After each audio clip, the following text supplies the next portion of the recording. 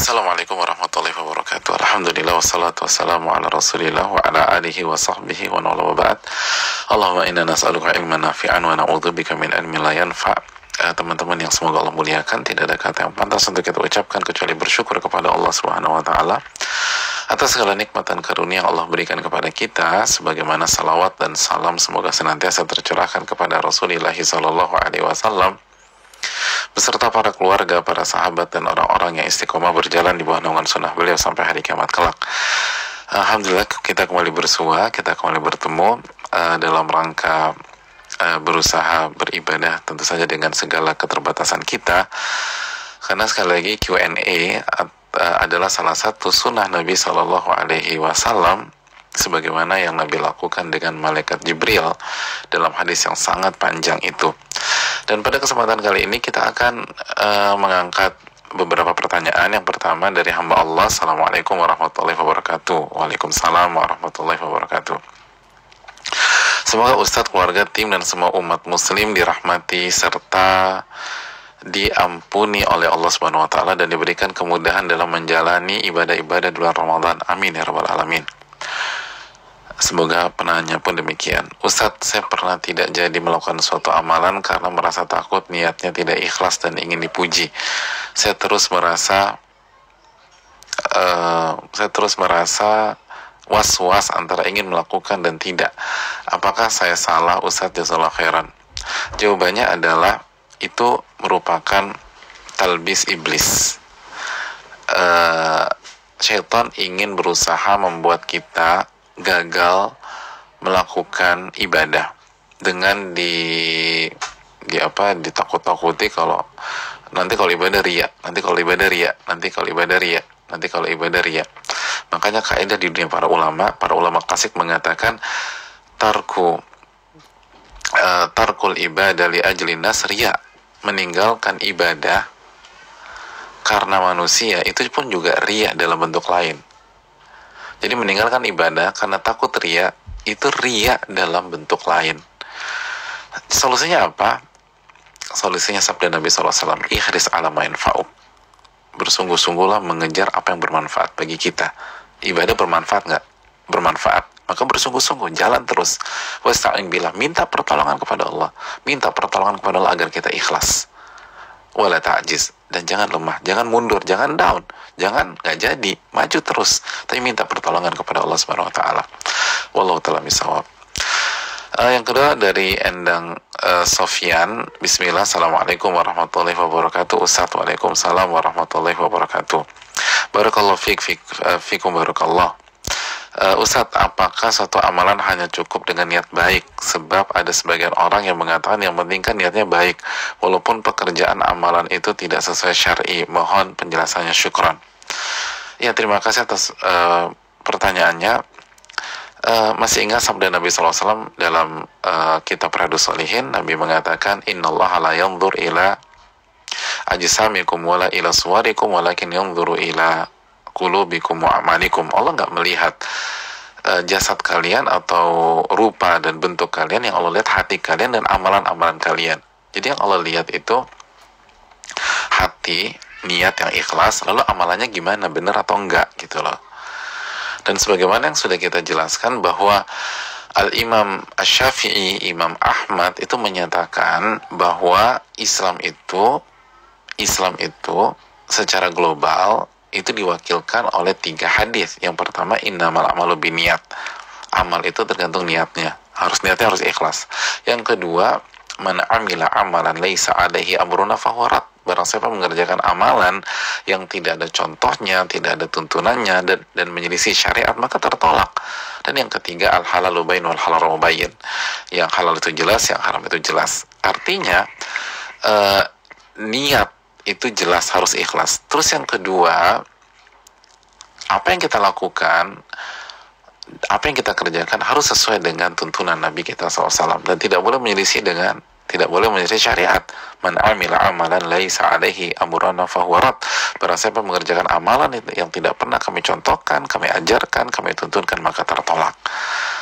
Jadi teori itu tanpa mengurangi rasa hormat tidak tepat.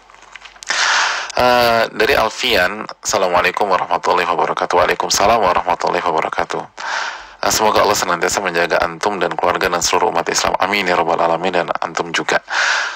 Afan Ustadz, apakah ada pertanda jika seorang itu ikhlas dalam amalnya atau itu adalah hal yang hanya Allah yang mengetahuinya? Jazakallah khairan. Ada ciri-cirinya. Yang pertama, dia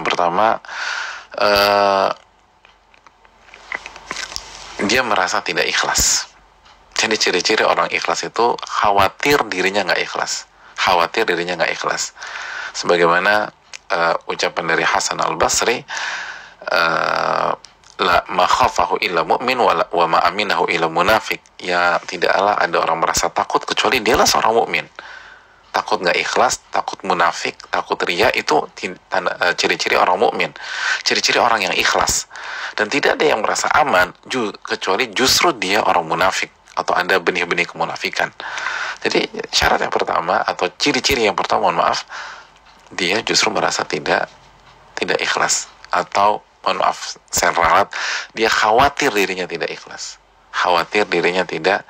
tidak merasa aman.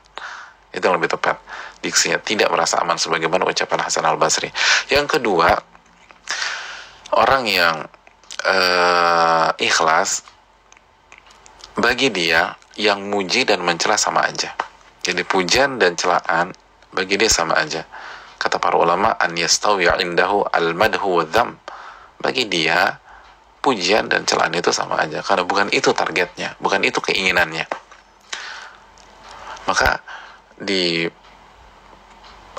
dipuji tidak terbang dan dicela tidak tumbang. Intinya dia minta pertolongan kepada Allah Subhanahu wa taala dan mengharapkan wajah Allah. Yang ketiga, keikhlasannya itu akan produktif melahirkan amal soleh berikutnya. Allah taala bisa. Pertanyaan berikutnya, Muhammad Praditya, Assalamualaikum. Waalaikumsalam. Saya sedih tidak bisa menghadirkan niat yang kuat untuk bisa keluar dari keharaman yang sering saya lakukan. Bahkan di tengah Ramadan saya merasa terjangkit virus yang jauh lebih berbahaya dari COVID-19, yaitu virus kemaksiatan. Saya sempat baca buku Ad-Dawa Dawa, dan saya pun merasa berada di fase orang yang melakukan maksiat yang tidak menikmati kemaksiatan itu lagi. Tolong doakan saya sembuh, Ustaz. Wafaqakumullah lima yuhibbu yarda wa wafaqakumullah lil amali salih. Amin ya rabbal alamin. Semoga Allah memberikan taufik kepada antum dan kepada kita semua agar kita bisa berjalan di atas apa yang Allah ridhoi dan apa yang Allah cintai, dan berbagai macam amal soleh.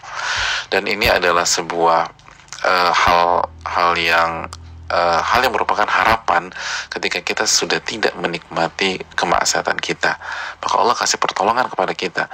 Maka yang harus kita lakukan, sambut pertolongan Allah Subhanahu wa taala untuk berusaha meninggalkan itu semua. Memang nggak mudah, memang berat, memang sulit, tapi mintalah pertolongan kepada Allah dan perbanyak istighfar dan taubat kepada Allah Subhanahu wa taala, dan jangan buka waktu luang untuk hal-hal tersebut. Jadi amalkan surat Al-Insyirah, fa idza faragta fansab.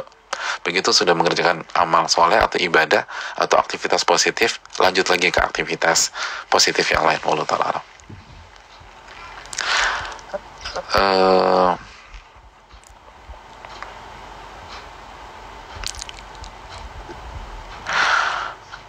Dari Davi, Assalamualaikum. Waalaikumsalam. Ustadz, Ana lagi futur banget nih. Udah coba baca-baca sesuatu tapi masih futur. Ana karena sering main handphone, karena lihat kajian dari sosmed dan YouTube yang Afan banyak fitnah wanitanya. Akhirnya Ana tergoda terus nih, gimana caranya biar kita bisa semangat, karena di rumah aja bikin megang handphone mulu, Ustadz. Ya, terima kasih atas pertanyaannya. Ini adalah PR kita semua dan tantangan kita semua. Minta pertolongan kepada Allah, semoga kita dijaga oleh Allah Subhanahu wa taala dari seluruh fitnah. Lalu yang berikutnya, berdoa kepada Allah Subhanahu wa taala sekali lagi. Minta iyyaka na'budu wa iyyaka nasta'in. Wa iyyaka nasta'innya tuh dikuatin. Doa kepada Allah Subhanahu wa taala agar Allah jaga kita dari hal-hal tersebut. Terus yang berikutnya, begitu tergelincir segera istighfar. Istighfar dan taubat kepada Allah Subhanahu wa taala. Lalu yang berikutnya, begitu selesai kajian atau uh, kita ikut sebuah materi, maka segera tutup hal tersebut. Jadi jangan biarkan kita dapat waktu untuk mengerjakan hal-hal demikian. Lalu baca Quran tuh penting, baca Quran tuh berkah, banyak waktu banget yang bisa kita gunakan untuk baca Quran. Dan baca Quran kan nggak habis-habis, khatam ulang lagi. Jadi alihkan ke baca Al-Quranul Karim dan tadabburi maknanya. Insya Allah Allah akan jaga kita. Ini yang bisa disampaikan. Subhanakallahumma wa bihamdika, asyhadu an la ilaha illa anta, astaghfiruka wa atubu ilaik. Assalamualaikum warahmatullahi wabarakatuh.